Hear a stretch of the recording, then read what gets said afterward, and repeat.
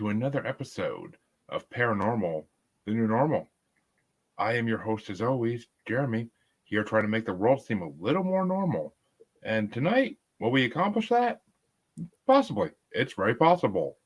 But first things first, my guest, as always, to do that tonight is Mary Kay Savarese, who is a author and paranormal experiencer. So, Mary, how you doing tonight? I'm doing great. Thank you very much for asking. How are you?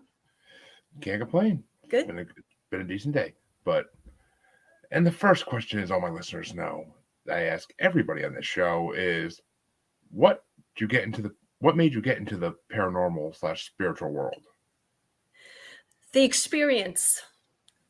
I experienced something a couple of decades ago, and at the time I experienced it, I remember everything clearly to this day. Everything I wore, everything I did. But at the time it happened, after it happened, Jeremy, I looked around, I stood up, and I said, don't speak a word to anybody about this. I didn't say anything to my husband, didn't say anything to family or to my friends. And the reason I did not back then is they would have thought I was crazy. But now I speak about it. I think about it. I'm not obsessed with it, but I can look back and I can visualize my experience. And I enjoy speaking about it today. I'm not afraid. Back then I was afraid. Well, that kind of leads us to my second question I always ask everybody. Have you had any paranormal experiences? You know what? Nothing like this have I ever experienced again. Maybe something minor, but nothing like I experienced this at this point in my life. Well, why don't you go ahead and tell the audience about that experience? I would love to, Jeremy. So several decades ago, my husband and I purchased a home in Westford, Massachusetts. Now, Westford, Massachusetts is at that time, was a small farming community. They had a lot of apple orchards, about 45 minutes out of Boston, Massachusetts. And this home was an 1820 farmhouse. It had an attached barn to the main house, and it was beautiful. It rested on 4 acres, very historical, right on Main Street. I fell in love with it. And the time that we had purchased it, I shortly became pregnant, and it was fall of that year. And it was probably maybe 4 or 5 months after we purchased our home. And unfortunately, it was my first pregnancy and I had miscarried. So it was and just my husband and I lived in this home. And I was very depressed at that point in my life. I was sad. I was working full time. So our intent was, we're going to try again for a family. So winter comes along, and it was early winter. It was January into February. So it was the end of January. And if anybody knows Massachusetts and northern Massachusetts, it is cold and snowy. Well, just to interrupt you, just so you know, yeah, I actually currently live in Gardner, Massachusetts. Oh my gosh, Massachusetts is a wonderful state. I know where that is. I was so sorry to leave Westford, Mass, but we left because of employment back then. Yes. Yeah, I've worked before in Westford, Massachusetts in some of the grocery stores, so I know the area. Okay, now Massachusetts was apple farms. When I lived there. And since then, they've sold off all the farms and they built they built communities. So it's changed a lot. But okay, so we are now This home was built in 1820. Now, I had found myself pregnant again. So this was late January, and we were blessed again. But Jeremy, I was so fearful about losing this baby at this point in my life. Of So I was course. heading off to work. It was very early in the morning. And I usually come out from the side of the house that had the attached barn. For some reason, I was in the main part of the house and I walked out that door and I stepped on this uneven path. It was covered with snow. Little did I realize underneath what looked perfectly fine was sheets of ice. So I remember exactly what I wore. I stepped out of the house. I was wearing boots with a small heel. I was wearing a long navy blue coat, a scarf. I was carrying a work bag. And it wasn't even, I shouldn't even say work bag. It was a small bag at that time that I considered to be a work bag. So I'm making my way toward the garage was not a place where I could walk into the house. So basically I chose to take this path. Normally I took a different path. It would take me down to the garage. So I am walking and I am almost near the end of this jagged path with stairs that would then lead down to the driveway. And I start to lose my balance. So at this point in my head, what happened was your mind is racing. Now, I can tell you, Jeremy, what happened to me has never happened to me ever again. As I started to fall, now I have to tell you, to the right of me was Main Street, but I had these forsythia bushes. Nothing was on them, but you couldn't see me from the road. Yeah. And I could hear cars. So as I started to fall, I literally went into silence. Everything around me was silence. And as I started to fall, I was able to put my hands out, and it was as if my body was level to the ground.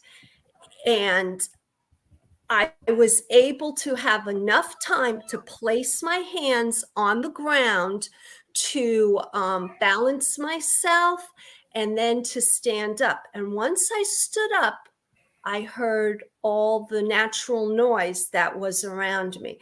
So it was the most incredible experience I have ever had. And as I said, I stood up and I looked around, and you start to think, okay, what just happened? Is there something wrong with me? I was not blacked out. I didn't hit my head. I had enough time that I was literally floating inches above this snow covered ice. And I had enough time to just put my hands out. Then my feet touched the ground. I was able to stand up and I walked away. I never told anybody, but I thought people would think I was crazy. Now, it was an 1820 house. I've never experienced, we lived there for about 3 years. I never experienced anything strange with this house, anything spooky. And I wonder, was it a guardian angel? Was it a benevolent spirit that lived in this farmhouse and just knew the vibes that I felt and like, the danger and like, I wanted to have this child and I feared anything happening to lose it in my life again. So it was an incredible experience. And was I afraid at the time? Yeah, I was afraid. I was afraid of what just happened because I knew in my head, I knew I experienced something supernatural. Was it good? Was it bad? I just tried to put it behind me. And I do. It's influenced my life going forward, in that I have no fear to this day to speak about it. I use it I write fiction and I write fantasy genre and time travel. I have no fear in writing about anything outside of this world. Well, that experience itself is miraculous. Like, why am I hearing an echo? But that's weird. But that experience itself is miraculous. Like, that's just insane. Like, I would almost imagine it would have to be a guardian angel of sorts. I mean, a Yeah. spirit, maybe, but I never really heard of spirits saving people like that. I mean, unless all the times we think it's a guardian angel, it really is a spirit. Who knows? I mean, that's the kind of stuff that we'll never know until many years down the road. But still, that's just miraculous. And my God, if that my wife, I would have been calling the paper like, "What the heck was that?" But oh, and Jeremy, I never told my husband. It's only been the last couple of years. And I do love to go on podcasts as yourself and talk about it, because people do experience it. And back then, like I said, it was a couple of decades ago, it would have been like a stigma against you. People would have looked at you like you're crazy. Like, what are you talking about? And believe me, I've fallen again carrying children, and boom, there was nothing that saved me. Kidding me? I got, my knees were skinned. I had bloody hands, and I was only bracing myself, dealing with the injuries. Yeah. Which, I mean, 20 years ago, that paranormal wasn't then what it is now. Now it's a lot more public and prevalent than it was back then. But hence the name of the show, Paranormal the New Normal. But and so I'm assuming that the pregnancy worked out for you and you were able to finally have the family you wanted. Yes, everything worked out beautifully going forward. I ended up having 3 children. So everything worked out great. Lovely. And it's Westford on Main Street. I swear to God, I probably have driven by the house because I can remember now. It's Westford. I used to go work in the Market Basket in the Whole Foods in Westford. Yes, Market Basket. Oh, it was a beautiful town. We were sorry to leave. It had to do with the employment at the time, and but it is a beautiful town. And again, it's a historical town. And what you had on Main Street, those were all the older homes. Those were homes that were, 150, over 200 years old, if not older, which is what you find in Massachusetts quite a bit. Yeah. So, there could always be a spirit there somewhere. Well, as someone who lives in a house built in the 60s, who has the spirit of the original builder of the house living in his house still, I 100% agree. So, but I got lucky. 1960s. I know people who own 1,800 houses, and they say it's nothing but work having to renovate everything when it starts breaking down. But and I have to tell you, Jeremy, I didn't see anything. Like, as I said, it was like times. The only way I could describe it is time stood still. Everything went quiet. I heard nothing except the noise in my head. So that was another invaluable experience that took place with this supernatural event in my life. Which, I mean, that's also been told before with stories of angel interactions, is that everything goes silent because they're moving you. They're slowing you down or moving you faster than the speed of time. So that's exactly what they did. I was slowed down. Time slowed. It stopped. Wow. I just jaw dropped by that story. Really am. Reading it and hearing it are two different things, because even when I read it, I was amazed, but hearing it is jaw dropped. So I am truly, well, one, blessed that nothing happened to you, and two, just awed by that story. But you became an author after that. How did that help influence you to become an author? It wasn't right after that. It was always something that was on the back burner. And finally, as I became an empty nester and I had that time to myself where I was able to work on a passion, I'm in overnight success, a 10-year overnight success.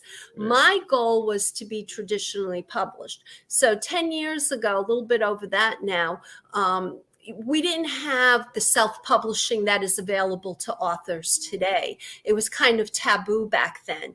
So I would submit one manuscript after another. And finally, a small publishing house was interested. But within my writings, I have no issues trying to, and I write fantasy. So I have to make up worlds. So I don't know what heaven's like. I don't know what hell's like. I don't want to know what hell is like. But I try to make up a fantasy world within my writing, and like the time travel. So all your life experiences are used.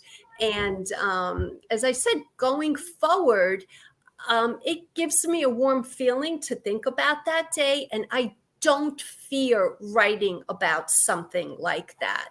Like, I honestly, Jeremy, I would stay away from something like with a deep, deep evil in my writing, because I don't want to, but like, as I say, I'll just go up there right to the door, but I wouldn't enter anything that was so evil. But just thinking about other things in the supernatural, I feel comfortable now going forward. Well, let's talk about these books but first things first, I heard you say something about time travel. Yep. Well, I am known as an author. I'm a traditionally published, award-winning, my genre is fantasy. My first novel was a mystery romance intertwined with the supernatural. So the first book that was accepted by the small publishing house took into account supernatural. And what I mean by the supernatural is the reader was able to see, but the protagonist was not able to see that. So that became part of the writing. And I am known for my quirky titles. So that book is titled Tigers Love Bubble Bats and Obsession Perfume. Who knew? And that won 8 awards. And, I've seen that in stores. Yeah. And so that was fun. That was very much fun. And I have a wonderful story I'd love to share with your audience. My titles come from the events in my life. I don't have anything yet that says I fell and some guardian protected me. I don't have anything in a title like that yet.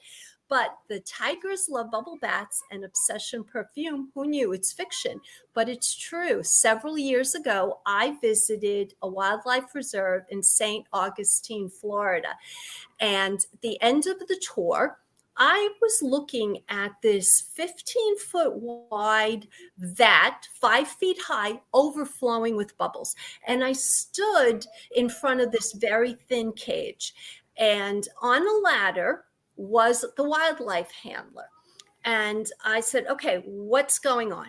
So I watch this beautiful 600-pound tiger walk across the plank, looks as though he's taking off a robe, slips into this vat of bubbles, and the wildlife handler sprays Obsession Perfume on his tongue because it is a calming agent for tigers. They love Obsession Perfume.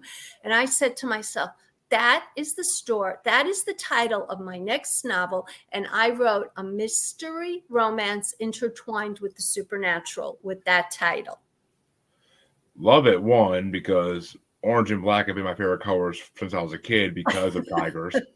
I absolutely, that was my favorite animal as a kid. That my favorite proven to exist animal as a child was always tigers. Anytime I went to a zoo, that's why I had to go see. Like, I pushed my parents to go see the tigers. Oh, and you might say it's because of Calvin and Hobbes, but I don't know. Such beautiful creatures. Now, since that book was written, so many interesting things have happened regarding tigers, right? You have the whole situation with Tiger King that during COVID just exploded. So now you Yeah. heard more about tigers. And what that led to was, see, people, this reserve that I visited was an old, and still is, an old folks home for big cats, lions, tigers, jaguars. And like, tigers and these animals, these big cats, they can come from movie sets, cable shows. Even people had tigers as pets, and Yeah. they can't deal with them. So they are brought. Thank goodness they have this wildlife reserve you can bring these animals to, and they are taken care of. And that became very much the metaphor for my book, my novel, Tigers Love Bubble Baths and Obsession Perfume. Who knew?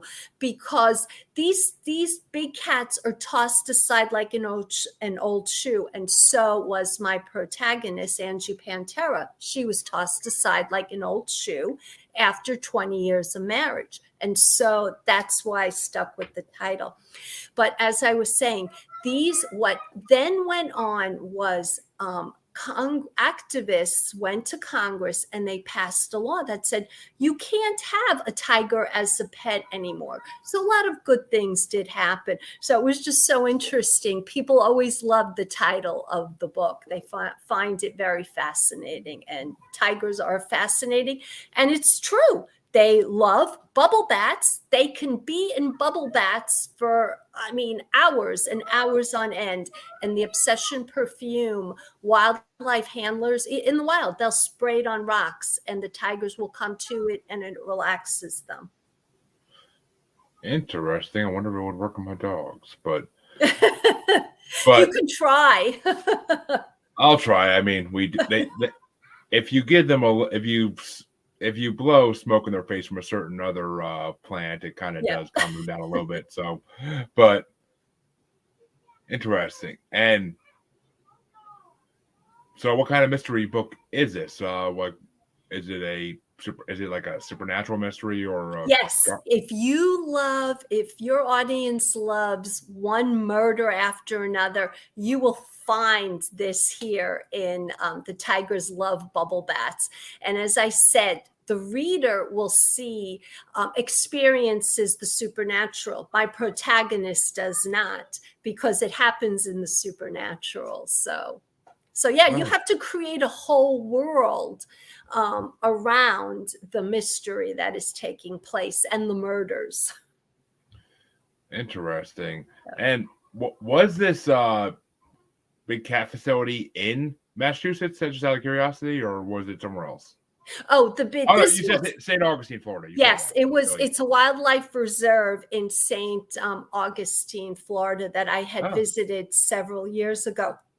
It's the most incredible thing. You can go on the internet and just Google tiger. My book will come out, but tigers will come up in actual bubble baths, and they just love it. They're covered in bubbles.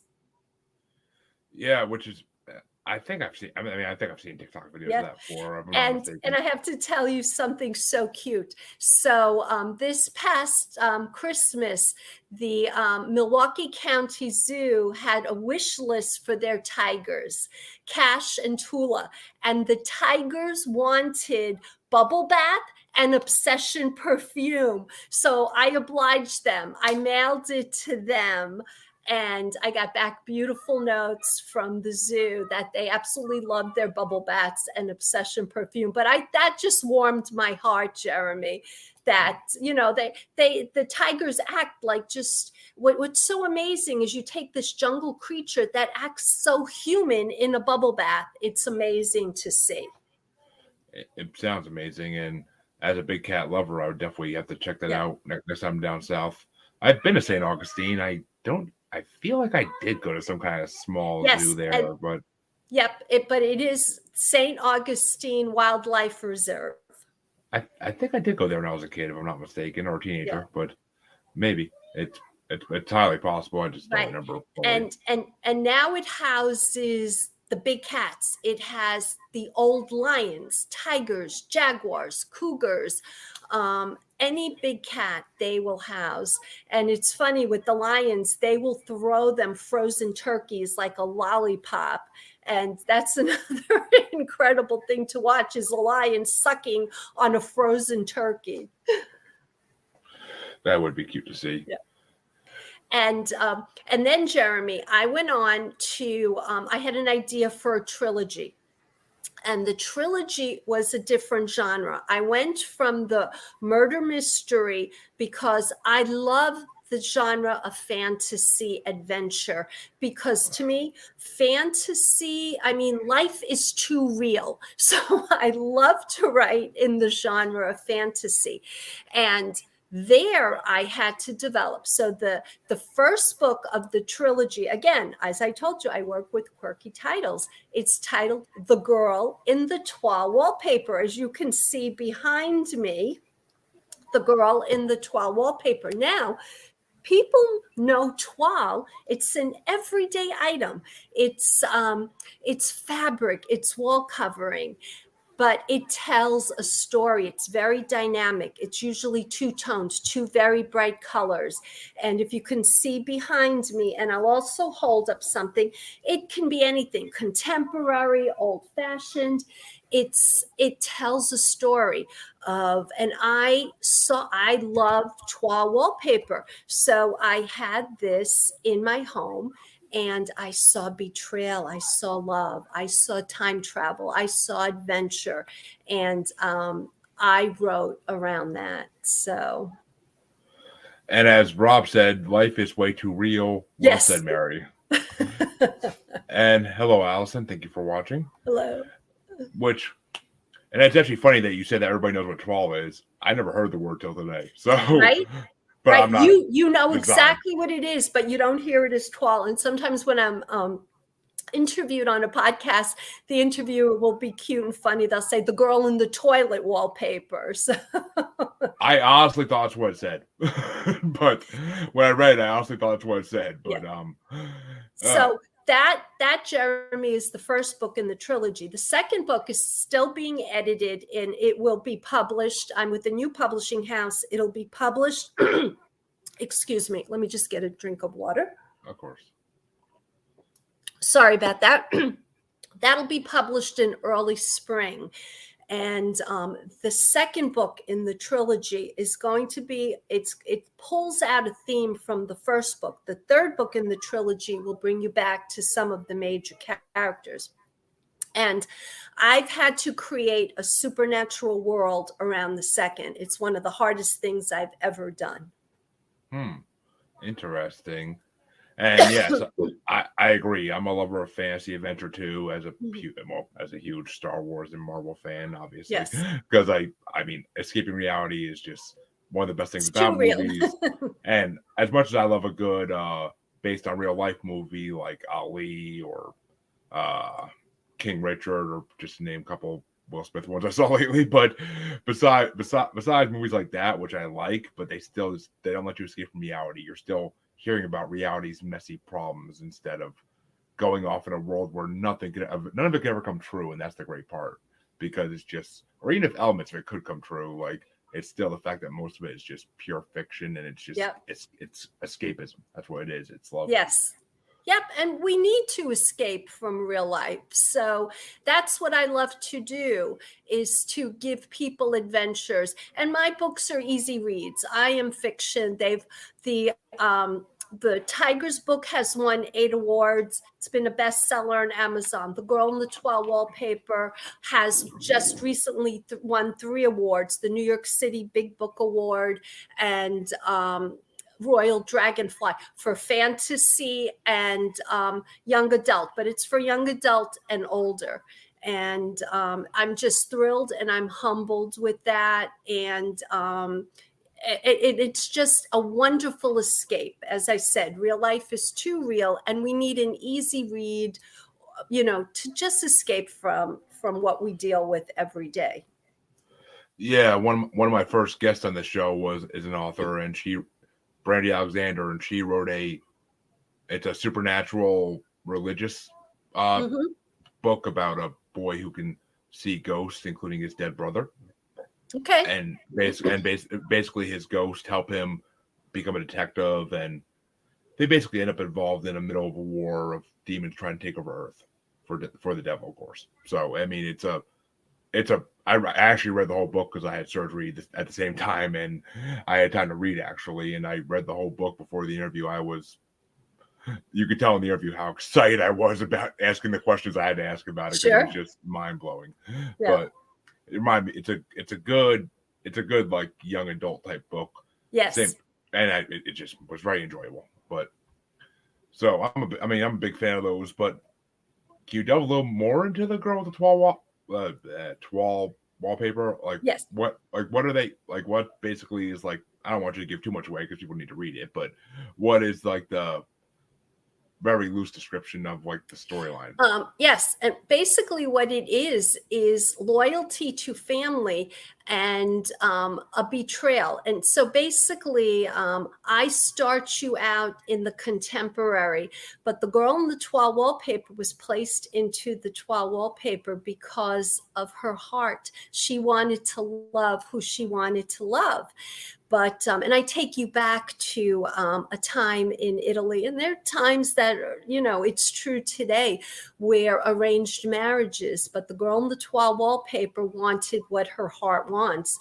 Well, others don't. So she's placed into the toile wallpaper by an evil nobleman who requests this wizard to. So it takes you on a nice adventure, and it really throws you out back. So it takes you from the contemporary back in time and throws you back out into the contemporary, where our little issue is trying to be solved. How to get the girl out of the toile wallpaper. Interesting. That definitely throws a little more in there, especially the fact that you said wizard. So I mean, any book with a wizard is always good. It goes under the category of science fiction. It has time travel in it and the fantasy. So it's a different genre, but it's a fun genre because it is an escapism, basically. Yes. And are those your only two books written so far, or do you have? Yes, those are the two. The second in the trilogy will be published early spring, and then the following year, the third book in the trilogy, which will bring you more back, which will bring you to some of the major characters in the first book, The Girl in the Toile Wallpaper. And there's no sequel to the Tigers and loves bubble baths and obsession perfume. That stands on its own. Well, if a book stands on its own, Nothing wrong with that. But let me ask you this, because you did mention Tiger King, and then we kind of just didn't go into that. What do you think about Tiger King and how it affects the way that people see those who take care of tigers? Another big cast. Yeah, you know what? It's either you love Tiger King or people hate Tiger King. And that's what I experienced. I mean, he had a whole world going around outside of those tigers and everything. But as I said, it brought to our nation, it brought to everybody the fact that tigers, can you imagine having a tiger as a pet? And people had them as pets in the United States and around the world. And what did they do? I mean, these tigers, tried to attack these people. So they had to get rid of the tiger. So that's where in the United States, Congress had stepped in. Activists were very much in favor of it. And it did pass that you can no longer have a tiger as a pet. But Mike Tyson has a lot of tigers, I understand, as pets, and he sleeps with them and he loves them. Oh, he does. And I've seen videos of it. He's adorable with his tigers, but I mean, who wouldn't want to? I mean, I can't imagine owning a tiger. I mean, I own 2 mastiffs, so it's kind of close in size. It's close in size, but I mean, tigers. I always wanted to own one since I was a kid. I know it's a dumb idea to want to own one, and I never would because I mean, they're wild animals. Unless you get them like right after they're born and you can really domesticate them, like Yeah. then you're not going to be able to like tame them enough to live with them and not get attacked eventually. I mean, that's one pet you don't want to forget to feed for a day. Exactly. Exactly. And I mean, wouldn't it be wonderful to take a bubble bath with the tiger? But who would do something like that? I mean, if I was Mike Tyson and I had Yeah. a You big never indoor know. if I had a big indoor hot tub with bubbles, then yeah, Yeah. maybe I would gladly do that. That'd be fun. Yeah. But And I mean, tigers are the only big cats that do love water, yeah, and they true. love their bubbles. Well, yeah. I mean, in the jungle where they live, I've seen videos of them swimming down rivers and Yeah. whatnot. I mean, you never see that with lions or No. maybe. I mean, I think maybe a jaguar or a leopard will once in a while, but not like they don't Oh, look for it. no. Tigers love it. And they're in July, the end of July, I believe it's July 29th, there is an International Tigers Day around the world. So they are beautiful creatures that They need to be protected. They do, because I mean, it's a freaking travesty that they've been hunted almost to extinction. I mean, it's Yes. getting better. It's getting better now, but there's still big game hunters out there that want to do it, and Yeah. it's just sad because I mean, I can't these horrible human beings who shoot these beautiful creatures. Yes. Let them live their lives in the nature. Let nature Mhm. take its course. Don't interrupt that with just what to prove you're a tough man. Like that's what you think you're doing. Like you're not.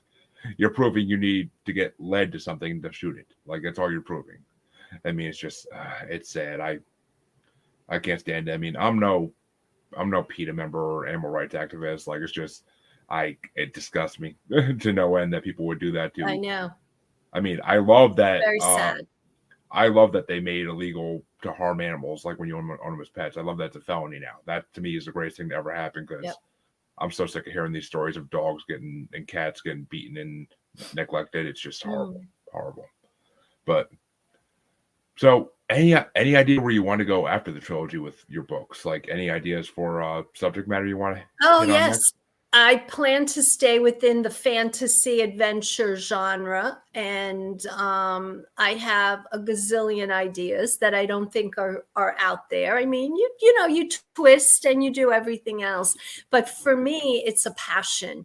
It's I say to people, if you have a passion, it doesn't have to be writing; it can be anything. And it's a passion when you can't wait to get out of bed and do it. Never give up on your passion, because there's a million people out there that'll say, hey, what do you know? You're no good. But if it's truly something in your soul and your heart and you live it, stick with it. As I said, it took me 10 years. My goal was to be traditionally published, and it took me over 10 years before my first book was traditionally published. Yeah, I mean, to be an author is a long, arduous task sometimes because there's so many of them out there that it's hard to get accepted to publishing houses. And it's a different world today because they have opened up different avenues for authors. So before, you never even had a chance of getting published. So nowadays, it is truly wonderful that you're able to self-publish, and it's a whole different level. It's no longer taboo. And there's so many brilliant people out there that it's wonderful to see. It is. I've a lot of the authors I've talked to on my show are self-published, and it's a very. I mean, I can't say I'd want to be self-published because I feel like you get way more noticeability if you're published by a publishing house, because then it's people who will work for you to promote your book instead of you having to do 100% of the legwork yourself. I mean, which could be overbearing for anybody. Yeah. And my books are everywhere. They're on Amazon. They're in Barnes and Noble, independent bookstores, which, took a hit during COVID, and many of them have closed, but if my book's not on the shelf, they'll order it. It'll be in the next day. But I always try to support the independent bookstores. They're just so wonderful and warm, and they love you to come in. And they offer so much to a community. And I have an author website. I'd love for your audience to come and visit me at www.maryksavares.com, MaryKSavarese.com. Yes, which I will, of course, put that website right in the Thank you. description of the podcast so they can just click on it or copy and paste. But, Yeah. and well, let me ask you this before we Yes. wrap it up. Any possibility of writing a alien fiction book in the future? You never know. To be honest with you, I probably not for me. But it within the supernatural, I am so comfortable in that world where I am, my second book in this trilogy that is coming out, I've created worlds around the supernatural. Around heaven, around hell. So that's what I've created. So I'm very comfortable there. Aliens, not so much. Well, actually, so I mean, some people believe that the idea of heaven and hell are tied to aliens in ways because that's what really lives in there. It's just Yep. different what's wrong, different beings that we don't Yes. recognize as something we know and that exists. So we call them angels and demons, but could they just be extraterrestrials that we don't know exist? Highly possible. Sure. So Anything's possible, right, Jeremy? oh, in this day and age, Yeah, yes, anything is possible. The stories I've heard on this show will tell you that. That's for yeah. sure. Well, uh, so why don't you give them your website one more time and anywhere else they can find you if they want to reach out, possibly another podcaster. A lot of podcasters listen to my show. So Oh, thank you so much. Yes, they can find my books under Mary Kay Savarese on Amazon, Barnes and Noble, any independent bookstore. And please visit me on my author website, www.maryksavares.com. Mary Kay Savarese. Connect with me there. well, I want to thank you for coming on, Mary. It's been an honor talking to you, and I definitely going to check out your books because they sound very intriguing to me. And I might add to my growing collection. I kind of have a collection growing of people who have been in my podcast and their book. I have like a collection of their books basically, and they're growing. I haven't had time to read any of them yet because of life, but I do like to actually own physical books. And I mean, yeah, I love Kindle. It's nice and easy way to read Yes. books, but I like to actually hold the book in my hand once in a while. That's so wonderful to hear you say that you love to hold a book because you're afraid that someday that may go away. Hopefully it won't. But again, and for me too, Jeremy, it's been an honor to be here with you. Well, let me just say the only way I see that day coming is if it's a zombie apocalypse, and on that chance, I I'll just go like hold up in a bookstore for a while. I'll be good. but but yes, it's been an honor having you on, and I appreciate you coming on. And to all my listeners, you know where to find me, and I will see you in half a week. Please go check out Mary's books. I guarantee it'll be worth it. I will catch you all. You can, of course, find me on Facebook as Jeremy Bryant or on Facebook as Paranormal New Normal / Maniacal Music Musings Podcast with a S Facebook group. You can find me on Twitter and the Gram as at Juggalo Bastard. And you could find me, of course, on TikTok as at Juggalo Bastard Podcast and on YouTube as Paranormal New Normal. Be sure to like, subscribe, and follow us in everything we do if you're interested in seeing more. Patreon material coming soon.